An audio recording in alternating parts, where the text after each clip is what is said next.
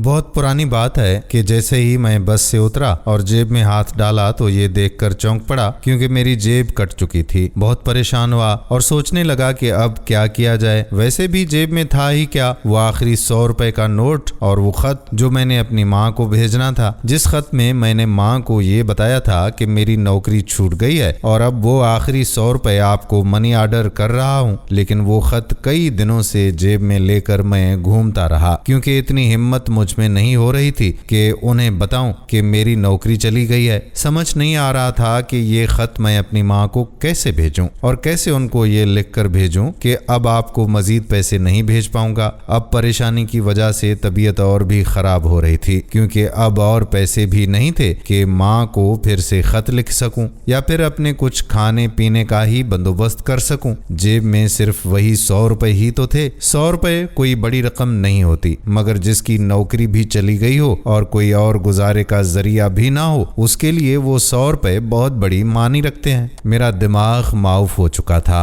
और कोई रास्ता भी नजर नहीं आ रहा था। मेरी आंखों के आगे अंधेरा छाया हुआ था, इसलिए सब कुछ खुदा के सहारे छोड़कर नए काम की तलाश में निकल पड़ा। कुछ दिन गुजरे तो माँ का मुझे खत मिला। खत पढ़ने से पहले ही मैं सहम सा गया और सोचने लगा कि जरूर पैसे भेजने को लिखा होगा, कोई ना कोई मजबूरी आन पड़ी होगी, इसलिए उसे खोलने की हिम्मत ही नहीं हो रही थी। लेकिन जब खत खोलकर उसे पढ़ा तो मैं तो दंग रह गया क्योंकि उसमें माँ ने लिखा था कि तेरा भेजा हुआ मनी ऑर्डर मुझे मिला है जिसमें पूरे 1000 रुपए थे। तू मेरा कितना अच्छा बेटा है जो अपनी माँ का इतना सारा ख्याल रखता है और पैसे भेजने में जरा भी कोताही नहीं करता। ऐसा नेक और फर्मा बरदार बेटा अल्लाह पाक हर माँ के नसीब में लिख दे। अल्लाह पाक तुझे अपने हिफ्ज़ो अमान में रखे बेटा। माँ का ये खत पढ़ने के बाद मैं तो हक्का बक्का रह गया और किसी बुत की मानंद एक जगह पर साकिन हो गया। मैं काफी दिनों तक इस उधेड़पन में रहा कि आखिर माँ को पैसे किसने भेजे। मेरा तो ऐसा कोई दोस्त या कोई रिश्तेदार भी नहीं जो ऐसे हालात में मेरी मदद करता, जो मुझ पर इतना मेहरबान हो कि वो मेरे नाम से ही मेरी माँ को 1000 रुपए का मनी ऑर्डर कर दे। काफी दिनों तक इसी सोच विचार में रहा।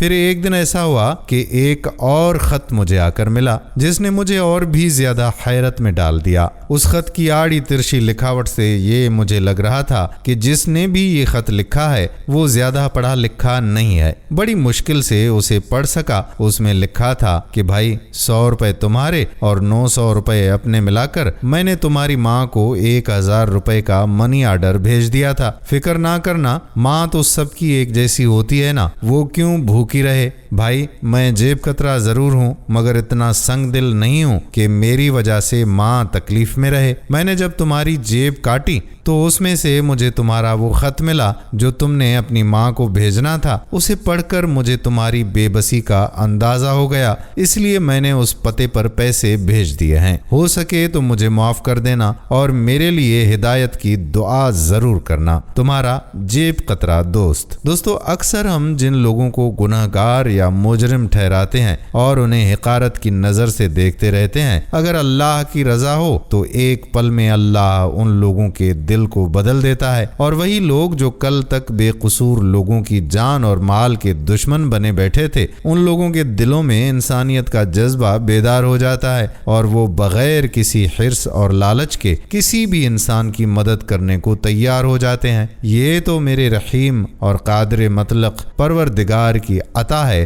कि वो जिस पर जब चाहे अपनी रहमत का साया कर दे। अल्लाह रब्बुल इज़्ज़त से दुआ है कि वो हम पर भी अपनी इनायत और मेहरबानियाँ अता फरमाए और हमें भी नेक काम करने की तौफीक अता फरमाए। आमीन या रब्बल आलमीन। दोस्तों, हम उम्मीद करते हैं कि हमारी आज की वीडियो आपको ज़रूर पसंद आई होगी। हमारी टीम की हौसला अफजाई के लिए इस वीडियो को ज़्यादा से ज़्यादा शेयर कीजिएगा। अगर आपने अभी तक हमारे पेज को फॉलो नहीं किया तो पेज को फॉलो ज़रूर कर दें। आने वाली वीडियो तक अपने मेज़बान कादिर बख्श कल्होड़ो को इजाज़त दीजिए। अल्लाह हाफिज़।